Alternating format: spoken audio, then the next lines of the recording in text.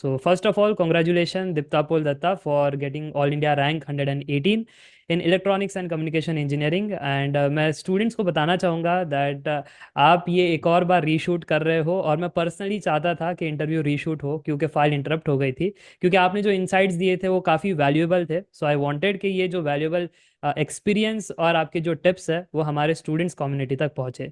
सो मैं बताना चाहता हूँ, जो हमारे तपोल जी है उन्होंने सेकंड अटेम्प्ट दिया है इस बार, and he got 118 rank in telecommunication.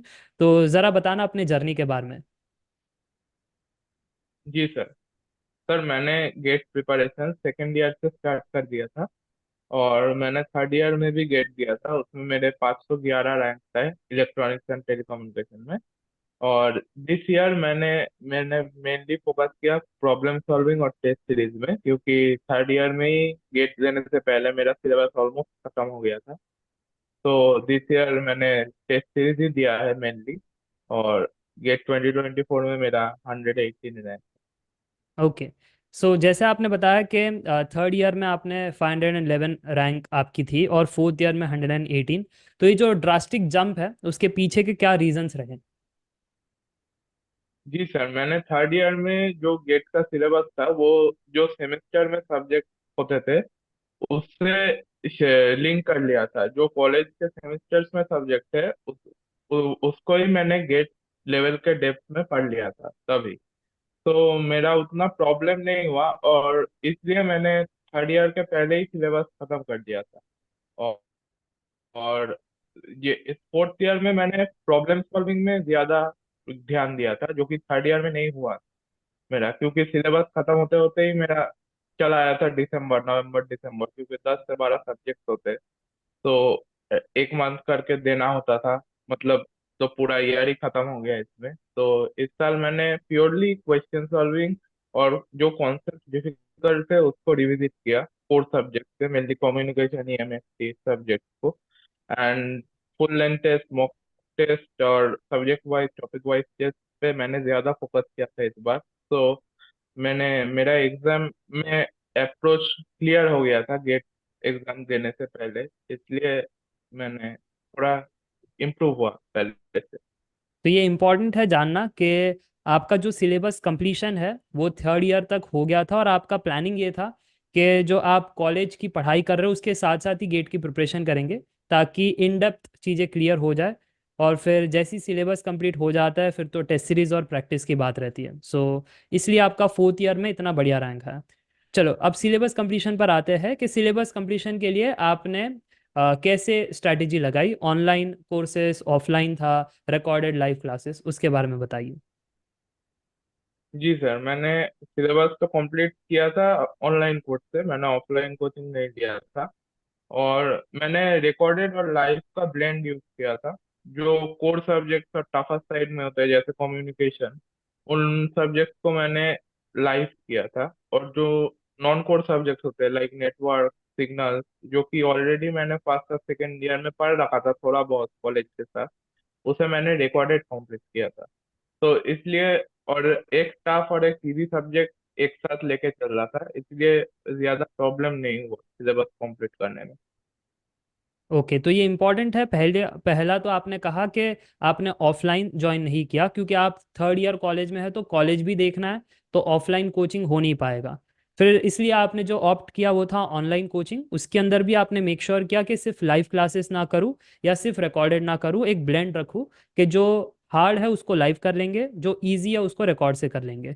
और जैसे आपने बताया कि आप दो सब्जेक्ट साथ में रखते थे, एक टफ एक इजी, जिससे सिलेबस जल्दी कंप्लीट हो जाए। बट स्टिल सिलेबस कंप्लीशन के लिए आपको 1 ईयर लगा। एंड तो आपको कोई रिकमेंडेशन देना है अपकमिंग गेट एस्पिरेंट्स को जो 1 साल के अंदर ही सिलेबस कंप्लीशन प्रैक्टिस दोनों करना चाहते हैं? जी, जो मेरा सजेशन होगा कि वो कॉलेज के साथ ही स्टार्ट कर दे प्रिपरेशन करना, क्योंकि वो इजी होगा, क्योंकि कॉलेज का सेमेस्टर एग्जाम्स में ही मैक्सिमम गेट के सब्जेक्ट कवर हो जाते हैं। तो कॉलेज का सेमेस्टर एग्जाम्स में भी हेल्प हो जाएगा, अगर गेट के लेवल का पढ़ लिया तो सभी आएगा। उसमें अलग से कुछ नहीं एक्स्ट्रा एफर्ट लगाना पड़ेगा कॉलेज के लिए। तो और जो लोग कॉलेज के बाद स्टार्ट करना चाहते हैं तो उनका तो मैं मेरे हिसाब से कुछ नॉन कोर सब्जेक्ट और easier subjects like network and signals तो ऑलरेडी क्लियर होंगे। तो उसे मैं सजेस्ट करूंगा कि फुल स्टेप बाय स्टेप, मतलब full lecture by lecture follow ना करके, जिस सब्जेक्ट टॉपिक में प्रॉब्लम है सिर्फ उन सब्जेक्ट के लिए वो रेफर करने को, और जो कोर सब्जेक्ट है वो पूरा फुल कोर्स फॉलो करने को, इससे थोड़ा जल्दी होगा मेरे हिसाब ओके, तो बेसिकली अगर आप सेकेंड ईयर से प्रेप करना स्टार्ट करते हो तो बेनिफिट ये होता है कि जो पढ़ाई कर रहे हो कॉलेज का वही गेट में चल रहा है, और वो चीज़ ख़त्म हो जाती है, ताकि थर्ड ईयर में आते आते जो न्यू सब्जेक्ट्स है उस पर ही ध्यान देना होता है, बाकी तो रिवीजन से अगर आप करोगे तो हो जाएगा। तो ये एक बढ़िया है, start early, so that was the first की पॉइंट। अच्छा, तो ये भी एक इम्पॉर्टेंट रहता है कि जब हम गेट प्रिपरेशन कर रहे हैं तो हमको पता रहे कि हमारा वाई क्या है। जस्ट ऐसा ना हो कि बैकअप के लिए कर रहे हैं, जैसे बहुत सारे स्टूडेंट्स प्रेशर में आकर के एक बैकअप ऑप्शन रखते हैं गेट के लिए। So what was your why for writing the GATE exam? है। पहले मैं फर्स्ट ईयर में तो सोचा था कि आईआईटी को में जाना है, क्योंकि जेई में मेरा उतना अच्छा नहीं हुआ था, तो आईआईटी में बीटेक में नहीं जा पाया। तो इसलिए पहले सोच रहा था कि आईआईटी में एमटेक करना है। पर अभी भी फोकस है कि आईआईटी में एमटेक करना है। पर मैंने अभी गेट के रिजल्ट निकलने के बाद सोचा कि क्यों ना कुछ ईयर पीएसयू में एंटर करके कुछ इंडस्ट्री एक्सपोजर लिया जाए, क्योंकि पीएसयू में कुछ एज लिमिट क्राइटेरिया होते हैं, पर एमटेक में एज लिमिट वैसे नहीं होता है। तो एमटेक तो मैं करूंगा ही, अभी नहीं तो बाद में। पर पहले मैं पीएसयू में थोड़ा इंडस्ट्री एक्सपोजर ले आऊं। Okay, so basically PSU job का एज क्राइटेरिया होता है, जिन स्टूडेंट्स को नहीं मालूम, कोई पीएसयू 25 अपर एज लिमिट रखती है फॉर जनरल कैटेगरी, तो किसी पीएसयू का 26, 27, 28, so on and so fourth होता है। और जो स्टेट पीएसयूज होती है उनका अपर एज लिमिट 30 ईयर्स होता है। सो एक सेफ साइड तो रहता है स्टेट पीएसयू का, अगर देरी से भी स्टार्ट किया तो। बट जो ख्वाब है वो तो हमेशा महारत्न नवरत्न पीएसयूज की रहती है। तो उस केस में आपको अर्ली स्टार्ट करना है, तब आपको ये बेनिफिट मिलता है।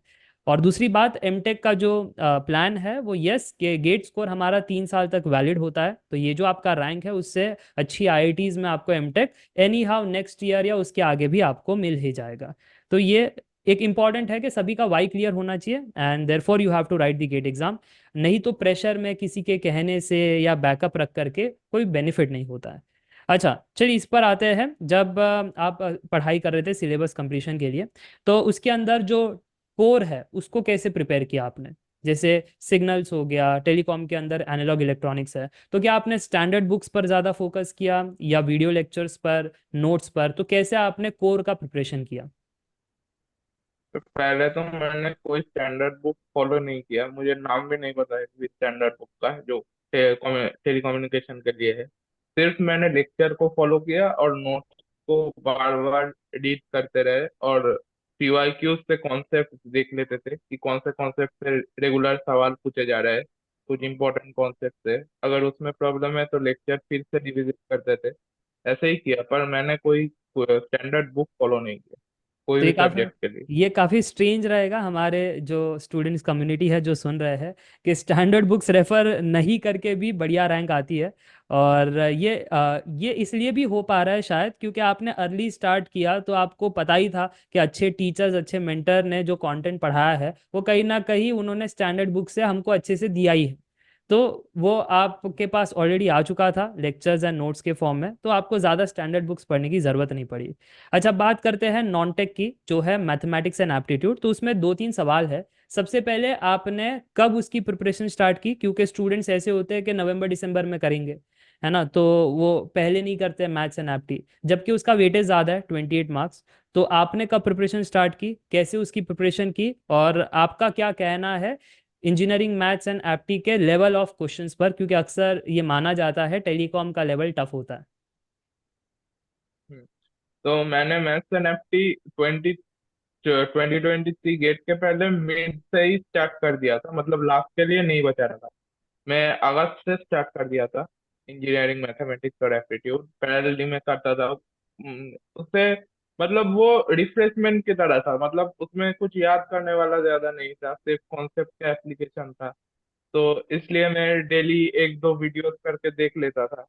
और कुछ कुछ कॉन्सेप्ट तो जेई का भी था, तो उसमें ज्यादा मतलब एफर्ट नहीं लगाना पड़ता था। और मैं आपका वीडियोस देखता था, वो बेसिकली प्रॉब्लम ओरिएंटेड होता था, हर कॉन्सेप्ट के बाद आप प्रॉब्लम कराते थे डिफरेंट टाइप्स ऑफ। तो उससे क्या होता था कि ज्यादा रिवाइज भी नहीं करना पड़ता था, प्रॉब्लम से याद हो जाता था इतने सारे प्रॉब्लम करते करते। तो फिर मैंने आपका प्रैक्टिस कोर्स भी लिया था, उसमें सारे पीवाईक्यूज के मॉडल्स भी कवर थे, हर सब्जेक्ट का, हर ब्रांच का। तो इसलिए मुझे प्रॉब्लम नहीं हुआ उतना मैथ्स एंड एप्टीट्यूड में। और डिफिकल्टी लेवल मुझे 2024 का थोड़ा सा इजी लगा, क्योंकि 2023 में थोड़ा इंटीग्रेशन का, डबल इंटीग्रेशन का एक क्वेश्चन आया था, कॉन्सेप्ट इन्वॉल्व था। पर 2024 में उतना ज्यादा नहीं था। तो एप्टी एप्टी का क्वेश्चंस भी एक को छोड़ के ज्यादा टफ नहीं था, वो हो गए थे 20 मिनट में सारे। तो अगर प्रैक्टिस है मतलब तो हो जाएगा, उतना भी टफ नहीं। ओके, तो आपका ये कहना है कि इंजीनियरिंग मैथमेटिक्स तो आपने साइमल्टेनियसली ही स्टार्ट किया था, और जितना ज़्यादा प्रैक्टिस कर रहे थे आप उतना रिवाइज भी होते जा रहा था, तो आपने एक इंटरेस्ट के फॉर्म में एक मज़ा भी आ रहा था, तो उस स्टाइल में आपने लिया। क्योंकि अक्सर ऐसे होता है, जनरली स्टूडेंट्स का मैथ्स वीक होता है, तो उनको बहुत ही टफ लग जाता है जब इंजीनियरिंग मैथमेटिक्स चारों सेमेस्टर का सिलेबस एक साथ आ जाता है। तो टेलीकॉम में भी उतना ही लंबा सिलेबस है, बस न्यूमेरिकल मेथड आपको शायद नहीं है, जो रिसेंटली ही एलिमिनेट किया गया था। सो वो आपके लिए एक थोड़ा सा सिलेबस कट डाउन होता है, जबकि मैकेनिकल के लिए तो सब कुछ है, कोई भी सिलेबस कट डाउन नहीं है। तो आपका इस पर क्या कहना है, जिनका मैथ्स वीक है तो उसके लिए कुछ एफर्ट करना है, या आपका मैथ्स कैसे स्ट्रांग था? मैंने तो आपसे ही पढ़ा था, मैं तो बोलूंगा आपसे पढ़ने को लिए। अच्छा। क्योंकि आप बहुत बहुत बेसिक से पढ़ाते हैं और इतना सारा क्वेश्चन सॉल्व कराते हैं, यही सबसे बेहतर बात है। क्योंकि मैंने दूसरे टीचर का भी देखे हैं यूट्यूब में, उतने क्वेश्चंस पे फोकस नहीं करते, सिर्फ कॉन्सेप्ट को पढ़ाया जाता है। क्योंकि पर मैथ तो सिर्फ क्वेश्चन सॉल्विंग ही है, तो उसमें कॉन्सेप्ट तो है, पर क्वेश्चन सॉल्विंग में ज्यादा फोकस करना चाहिए। ओके, तो आप प्रैक्टिस के लिए सिर्फ गेट के क्वेश्चंस पर डिपेंडेंट थे, या अदर एग्जाम्स के भी क्वेश्चंस आपने लगाए? नहीं, गेट के क्वेश्चंस तो आपके प्रैक्टिस कोर्स से ही हो गया था, सारे ब्रांचेस का। और मैंने ईएससी के लिए भी मैं प्रिपेयर कर रहा था, इसलिए मैंने ईएससी प्री का भी लगाया था थोड़ा बहुत, सब नहीं, थोड़ा बहुत। ओके, तो ईएससी के भी आपने क्वेश्चंस किए थे टू गेट द आइडिया, या जो सिमिलर ही होता है उनका लेवल और कॉन्सेप्ट्स भी, तो एक बेनिफिट हाँ, हो थोड़ा जाता है। गेट से, थोड़ा गेट से इजियर साइड होता है वो करेक्ट। 2024 में लगाया था, 2023 में। ओके, तो आपने जैसे बताया आपका फर्स्ट अटेम्प्ट में ही बढ़िया रैंक आ गया था 511। तो इसके पीछे कोई सीक्रेट टेक्निक्स या कोई गोल्डन रूल्स जो हमारे गेट एस्पिरेंट्स को पता रहे? क्योंकि अक्सर ऐसा होता है कि मेजॉरिटी गेट एस्पिरेंट्स का फर्स्ट अटेम्प्ट इतना बढ़िया नहीं जाता, क्योंकि क्वालिफाइंग 18% होता है, एंड उसमें भी अगर अंडर अंडर 1000 अंडर 500 लेकर आना है, सो वो परसेंटेज अराउंड 2 से 3% ही निकल करके आता है। So how did you manage in the first attempt itself, कोई गोल्डन 3 पॉइंट्स? हाँ हाँ, तो मैंने अर्ली स्टार्ट कर दिया था सेकेंड ईयर के शुरू से ही। तो मैंने कॉलेज सेमेस्टर के साथ पढ़ पढ़ रहा था, इसलिए बार बार रिवीजन भी हो रहा था। जब एग्जाम्स आते थे मिड सेम और एंड सेम, तब बार बार रिवीजन हो जा रहा था, इसलिए थोड़ा मतलब अच्छा था सब्जेक्ट। फिर मैं बोलूंगा कि रोज कंसिस्टेंसी से पढ़ाई करना चाहिए। डेली तो 10 घंटे नहीं, पर 6 7 घंटे, 6 घंटे तो हो जाता है। उतना ही पढ़ना चाहिए, ज्यादा प्रेशराइज नहीं करना चाहिए। इंटरेस्ट होना चाहिए अपने सब्जेक्ट पे, क्योंकि वो तो अपने इंजीनियरिंग के ही सब्जेक्ट है, उसमें तो अपना इंटरेस्ट तो बनना ही चाहिए। और पीवाईक्यू लगाना चाहिए बस। मैंने तो उतना टेस्ट भी नहीं दिया था पहली बार में, बस पीवाईक्यू पे बेस्ड था। ओके, तो ये काफ़ी इंटरेस्टिंग है कि पहले आपने कहा अर्ली स्टार्ट, जिससे सिलेबस कंप्लीशन पर बात रही। दूसरा आपने कहा इंटरेस्ट होगा तब कंसिस्टेंसी होगी, तब आप और प्रैक्टिस भी करोगे। और तीसरा आपने पीवाईक्यूज कहा, टेस्ट सीरीज पर जोर नहीं। क्यों ऐसा स्पेसिफिक कि पीवाईक्यूज इज मोर इम्पॉर्टेंट या मोर नीडेड रादर देन दी टेस्ट सीरीज, कोई पीछे कारण? क्योंकि पीवाईक्यू एकमात्र सोर्स है जो आईआईटी फ्रेम करते हैं क्वेश्चन।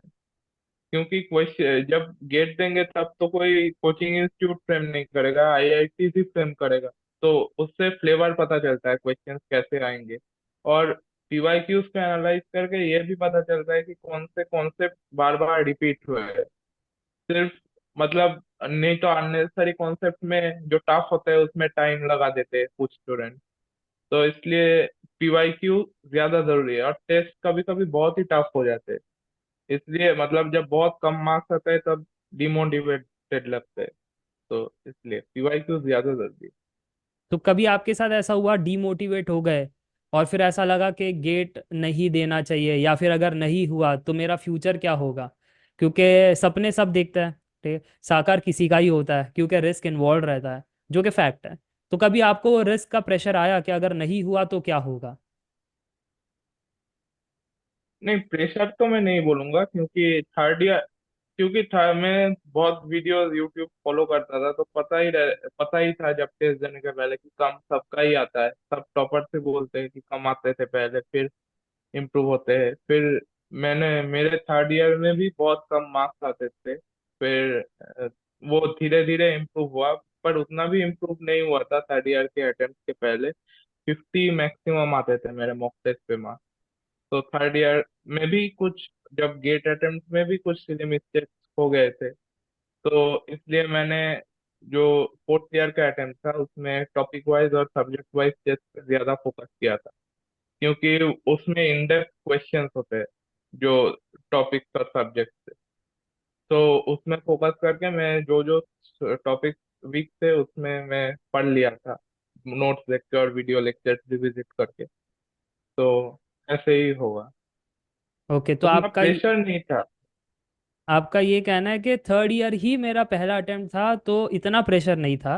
बट जब फोर्थ ईयर में आते हैं और जब सभी प्लेसमेंट के लिए प्रिपेयर कर रहे हैं, आप सुनते हो कि कॉलेज में इसको इतना पैकेज मिल गया, वो यहाँ पर प्लेस हो गया, उसका तो जॉब लग गया, वो पार्टी करता है। तो कहीं ना कहीं आपको ऐसा नहीं लगता है लेफ्ट आउट के यार, फोमो जिसको कहते हैं, अगर मैं प्लेसमेंट ना लूँ तो मेरा फ्यूचर क्या होगा? कहीं ईयर गैप हो गया तो आगे दिक्कत तो नहीं आएगी? गेट में अगर उसमें रैंक नहीं आ गया तो फिर क्या होगा? तो ऐसे माहौल से या ऐसे प्रॉब्लम से कैसे आप डील करते हो? हाँ, मेरे कॉलेज में जो कंपनीज आते हैं वो बेसिकली मेनली आईटी कंपनीज होते हैं। तो मुझे फर्स्ट ईयर से ही क्लियर था कि मुझे आईटी कंपनीज में नहीं जाना है। तो इसलिए उतना मतलब जो फ्रेंड सब बोल प्लेसमेंट में बैठते थे, पर मैंने पहले ही ऑप्ट आउट कर लिया था प्लेसमेंट से कॉलेज से बोल के। तो मेरा पहले से ही गेट पर ही फोकस था। इसलिए मैं उतना कंसिडर नहीं किया प्लेसमेंट को भी। सब फ्रेंड्स के हो रहे थे प्लेसमेंट, पर मैं मुझे उतना फर्क नहीं पड़ा। आपकी इतनी पॉजिटिविटी है, आपको फर्क नहीं पड़ रहा है। मतलब ये कहीं ना कहीं आपका स्ट्रांग बिलीफ था कि नहीं मैं तो कर ही जाऊंगा, मतलब या फिर कहीं ना कहीं मतलब इतना कॉन्फिडेंस, क्योंकि बहुत कम स्टूडेंट्स हैं जो इतना कॉन्फिडेंट रहते हैं हमेशा। So what do you think कि आपकी इतनी पॉजिटिविटी और कॉन्फिडेंस के पीछे क्या कारण है? नहीं सर, कभी कभी मुझे भी डिप्रेसिंग फील होता था। तो मैं अपने पेरेंट्स को बोल रहा था कि नहीं नहीं होगा तो क्या होगा, फिर एमटेक भी नहीं होगा, कुछ नहीं होगा, फिर मैं प्लेसमेंट में भी नहीं बैठा हूँ। मेरे पेरेंट्स बोलते थे कि थर्ड ईयर में पहले अटेम्प्ट में ही इतना अच्छा रैंक आ गया, तो फोर्थ ईयर में तो उससे तो अच्छा ही आएगा। ज्यादा घटेगा तो नहीं, उससे भी अच्छा ही आएगा, टफ हो जाए पेपर फिर भी। तो मैं बोल उससे मुझे कॉन्फिडेंस बढ़ा। फिर जब देखते थे कि दूसरे फ्रेंड्स मेरे पार्टी करते थे, फिर मैं घर में बैठकर कॉलेज में नहीं जाता था, पढ़ता था। तो इसलिए वो बोलते थे कि तेरा नहीं होगा तो किसका होगा, ऐसा बोलते थे। तो वो मोटिवेशन था। ओके, मतलब फ्रेंड्स भी मोटिवेट करते थे, पेरेंट्स भी एक सपोर्ट सिस्टम था। सो कहीं ना कहीं डिस्कशंस करनी चाहिए जब अगर ऐसे ओवर थिंकिंग या फिर प्रॉब्लम्स आ जाए, जो आपने किया, एंड अल्टीमेटली आपको एक गाइडेंस भी मिला और एक कॉन्फिडेंस भी मिला। कहीं ना कहीं वो मोमेंट में ऐसा होता है कि हमको एक दिलासा चाहिए कि हो जाएगा, कि हमारा हो जाएगा, हम मेहनत कर रहे हैं तो वो होना ही चाहिए। सो कहीं ना कहीं ये कॉन्फिडेंस आपको मिला था। अच्छा, आप गाइडेंस कैसे आपको मिला था कि मतलब गेट करना है, और गेट में पीएसयू जॉब भी रहती है, रिसर्च भी रहता है, तो इसके बारे में जो कंप्लीट थिंग है, तो किसी ने बताया था या फिर आपको किसी ने गाइड भी किया था? मैं आपका चैनल फॉलो करता था शुरू के दिन से। अच्छा। तो उससे तो मुझे सभी बस उससे A to Z need cover हो गया, और कहीं जाने का जरूरत ही नहीं पड़ती।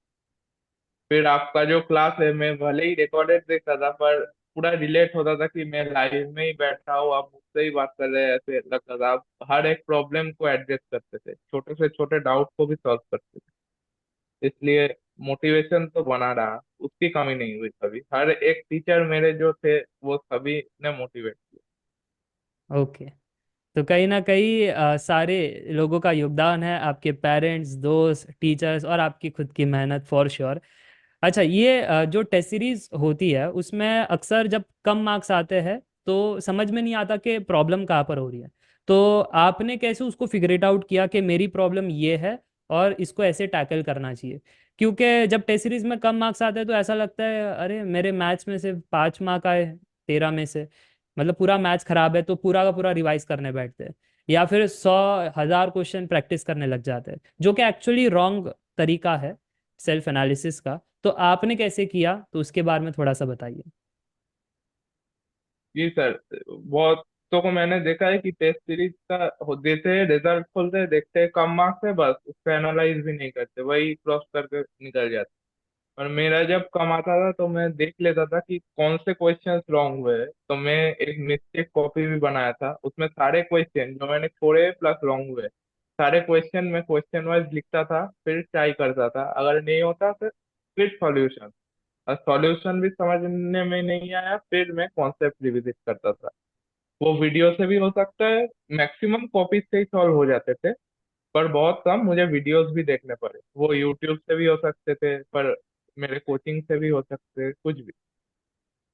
ऐसे एनालाइज करना चाहिए खुद ओके, मतलब आपके भी जब कम मार्क्स आए तो आपने ऐसा नहीं किया कि चलो 10 सब्जेक्ट वापस से रिवाइज करना है या ऐसा कुछ, को। आपको पता था कि आपने मार्क्स को देखा कहाँ पर गलती की है, फिर उसके हिसाब से एक्ट किया। जनरली मैं हमेशा स्टूडेंट्स को यही कहता हूँ कि 5 मिस्टेक होती है। आइदर आप कंसेप्ट भूल रहे हो तो कंसेप्ट पढ़ो, या फिर फॉर्मूला भूल रहे हो तो फॉर्मूला शीट बनाओ, या फिर थॉट प्रोसेस की अगर कमी है तो फिर वो प्रैक्टिस की कमी है, या फिर सिली मिस्टेक कर रहे हो यानी फोकस की कमी है, या फिर टाइम मैनेजमेंट नहीं कर पा रहे हो यानी प्रेशर हैंडलिंग का पता नहीं है, वो राउंड लॉजिक क्लियर नहीं है कि पहले राउंड में इजी बनाना है, दूसरे राउंड में मॉडरेट और तीसरे राउंड में वेरी टफ। तो गेट एग्जाम में आपकी क्या स्ट्रैटेजी थी, 3 घंटे में आपने कैसे उसको यूटिलाइज किया? इस इस बार तो IISc ने थोड़ा ज्यादा ही टफ पेपर बना दिया था, मतलब जो टेक्निकल सब्जेक्ट थे, तो मेरा एक राउंड में ही टाइम खत्म हो गया था। अरे बाप रे। तो हाँ, थोड़ा मतलब ज्यादा ही टफ था, हर एक क्वेश्चन बहुत कॉन्सेप्चुअल थे। तो मैंने 1 by 1 ही अटेम्प्ट किया था, ज्यादा अटेम्प्ट तो नहीं कर पाया था इसके।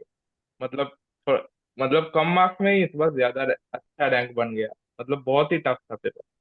अच्छा, तो मतलब ऐसा रिग्रेट नहीं हुआ कि पेपर होने के बाद अरे इजी क्वेश्चन पीछे छूट गए और मैं देख ही नहीं पाया उसको? नहीं नहीं नहीं, ये सब हो गए थे, मतलब 65 मैंने 2.5 घंटे में देख लिए थे। अच्छा, तो कहीं ना कहीं आपने क्वेश्चंस तो देख लिए थे, बट जब सॉल्व करने बैठ रहे थे तो वो 2 मिनट का सवाल नहीं लग रहा था, पढ़ने में ही नहीं ऑलमोस्ट नहीं। 1 मिनट चला जाता है, समझने में, सॉल्व करने में सो मोर देन 2 मिनट्स जी लग रहा था।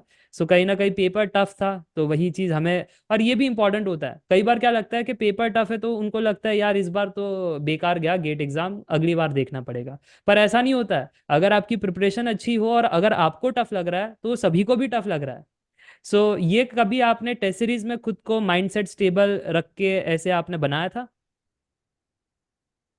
हाँ, टेस्ट सीरीज में तो इसलिए मतलब टेस्ट सीरीज ज्यादा देते देते ये सब मतलब यूज टू हो गए थे। मतलब टफ पेपर भी मतलब करना है तो मतलब ज्यादा अटेम्प्ट नहीं करना, छोड़ देना है, नहीं तो नेगेटिव में ही चला जाएगा। और एक चीज मैं बोलना चाहूंगा, जब टफ लगे पेपर तो इधर उधर थोड़ा देख लेना एग्जाम में, तो पता चल गया जाएगा टफ है की भी है।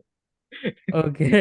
ओके, तो मतलब दो इंपॉर्टेंट पॉइंटर्स आपने दे दिए। पहले अगर टफ लगे खुद को तो पहले आसपास देखो, दूसरों के चेहरे भी अगर होश उड़ चुके हैं तो सही चल रहा है पेपर। और दूसरा, ज्यादा अटेम्प्ट करने के चक्कर में मत रहना, नहीं तो नेगेटिविटी और नेगेटिव मार्क्स में दोनों में एक तो माइंडसेट भी नेगेटिव हो जाता है, और दूसरा अगर जी आपने गलत सॉल्व किया तो नेगेटिव मार्क्स भी मिलते हैं। तो दोनों के चक्कर में स्कोर नीचे चला जाएगा। ये जो है वो माइंडसेट स्ट्रांग रखना बड़ा इंपॉर्टेंट है।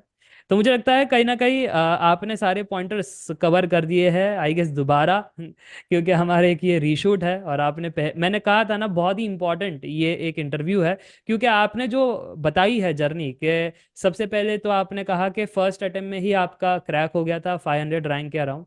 फिर सेकंड अटेम्प्ट में तो अब जो रैंक आया उसमें आपको पीएसयू भी मिल जाएगी, आईआईटीज भी मिल जाएगी, तो उसमें तो कोई दो राय नहीं है। और फिर आपने सिलेबस कंप्लीशन के लिए भी कहा कि अच्छा टाइम दो और सिलेबस अच्छे से कवर करो, एक साल लगाओ। और फिर वो डिपेंड करता है, अगर कॉलेज में हो तो रिकॉर्डेड बढ़िया है, आफ्टर कॉलेज ऑफलाइन भी चल जाएगा, और अगर जो वीक है सब्जेक्ट्स उसको तो ज़रूर आप लाइव कीजिए। फिर आपने ये बताया कि कॉलेज और गेट का अलग सिलेबस, मतलब पेपर का जो लेवल है वो अलग होता है, बट सिलेबस सेम होता है। जैसे कॉलेज का पेपर इजी होता है, गेट का टफ होता है। सो लेवल वाइज अगर डिफरेंस है, बट सिलेबस सेम है। बट आपका अगर गेट का रुझान पहले से है, डिसाइडेड पहले से है, तो डेप्थ में ही पढ़ो। नहीं तो होगा क्या, फोर्थ ईयर में दोबारा से वो सब्जेक्ट जब देखोगे तो डर लगेगा कि इतने सारे सब्जेक्ट्स मैं भूल चुका हूँ। तो कहीं ना कहीं आपके फ्रेंड्स के साथ ऐसा हुआ है जिन्होंने देरी से स्टार्ट किया हो और उनको अब डर लग रहा है? हाँ, मैं कॉलेज में तो ज्यादा नहीं जाता था, इसलिए ज्यादा फ्रेंड्स है भी नहीं। तो कुछ गिने चुने हैं, तो उन्होंने थर्ड ईयर से स्टार्ट किया था। मतलब मैंने थर्ड ईयर जब कंप्लीट हो गया था तो थर्ड ईयर में स्टार्ट किया था। बहुतों के अच्छे रैंक भी आ गए हैं, और बहुत, मतलब कांटेक्ट ही नहीं किए रिजल्ट के बाद। ओके। अच्छा, तो अभी आप कॉलेज जाते हो तो अब जैसे आप कह रहे हो ज्यादा दोस्त नहीं थे, तो अब ज्यादा दोस्त बन रहे होंगे फोर्थ ईयर में कि अरे आपको पता है दीप्ता पॉल जी ने तो यार इतना बढ़िया रैंक लेकर आ गए, अब जरा गाइडेंस लीजिए, जूनियर सीनियर सब आते होंगे आपके पास। हाँ, अभी तो जूनियर लिंक्डइन में रीच आउट कर रहे हैं, मतलब उसको, उन लोग को थोड़ा बता दे रहा हूँ। और अभी तो जाऊंगा कॉलेज, 20 फरवरी 22 को फेयरवेल है, तब अच्छा। पता चलेगा। हाँ। अब तो सुपरस्टार हो यार, अब जो वहाँ पे प्लेसमेंट का बता रहे थे, तुम अपना रैंक बताओगे और पीएसयू की चर्चा करोगे, ये बढ़िया है। फिर आपने ये भी कहा कि कंसिस्टेंसी इंपॉर्टेंट है, कि आप कह रहे थे कि आप ज़्यादा घंटे पढ़ाई नहीं करते थे, 6 to 7 hours a day every single day आपने वो कंसिस्टेंसी रखी। पीवाईक्यूज पर ज़्यादा जोर दिया, टेस्ट सीरीज इसलिए लिखा ताकि कमियों के बारे में पता चले, और कहीं ना कहीं वो माइंडसेट क्रिएट करना था आपको। और आपका एनवायरनमेंट काफ़ी पॉजिटिव है, जैसे मैं हमेशा कहता हूँ यार, आपसे बात करके अच्छा लगता है। ठीक है, जो जनरली कम होता है स्टूडेंट्स के माइंडसेट में, एक doubt, fear, fear of missing out of placements, और एक एक अनसर्टन वाली हमेशा बेचैनी रहती है। बट आपका एकदम सॉर्टेड लगता है कि डे 1 से क्लियर था कि आईआईटी में एमटेक करना है, और फिर जैसे आगे बढ़े तो पीएसयू का भी एक क्लियर था, फिर गेट प्रिपरेशन का भी क्लियर था कि सेकेंड ईयर से कोई ज़्यादा अप्स एंड डाउन्स नहीं है आपके इसमें, बहुत एक कंसिस्टेंसी वाला जर्नी दिखाई देता है कि डे 1 से पता है आराम आराम से चलेंगे, हो जाएगा। तो जनरली मैं वॉरेन बफेट का एग्जांपल देता हूँ, जो कंसिस्टेंट कंपाउंडर किंग है वो इन्वेस्टर के। तो आपका लाइफ और जर्नी भी कुछ वैसा ही है, कंसिस्टेंसी से चलोगे ना तो ज़्यादा बेचैनी नहीं होगी। तो आपका इस पर क्या कहना है? हाँ, वही मेरा भी मानना है कि ज्यादा प्रेशर नहीं लेने का है। मतलब डेली करते जाओ, छोड़ो, मतलब थोड़ा थोड़ा पढ़ते जाओ बस, वैसे ही हो जाएगा। अगर एक कॉन्सेप्ट भी डेली पढ़ो, पर सेकेंड ईयर से स्टार्ट कर दो तो आराम से हो जाएगा। ये मैं। चलो, तो thank you Dipta Paul ji for coming again, and काफ़ी अच्छा लगा बात करके। और ये जो आपने बातें बताई है, topic wise test series, subject wise test series, ये काफ़ी इंपॉर्टेंट है सेल्फ एनालिसिस के लिए भी। ये स्टूडेंट्स को बात समझ में आएगी जब वो प्रैक्टिस करेंगे, और जब अटकेंगे टेस्ट सीरीज में तो ये इंटरव्यू से उनको वापस से एक रिकॉल आएगा कि मुझे टॉपिक वाइज टेस्ट सीरीज देना चाहिए, तब मुझे अपनी कमियों के बारे में पता चलेगा, तब मैं और अच्छे से प्रिपेयर कर पाऊंगा। और आपने कहा कि धीरे धीरे ही मार्क्स इंप्रूव होते हैं, तो वैसी जर्नी रहेगी। हाँ, टेस्ट से डरना नहीं है।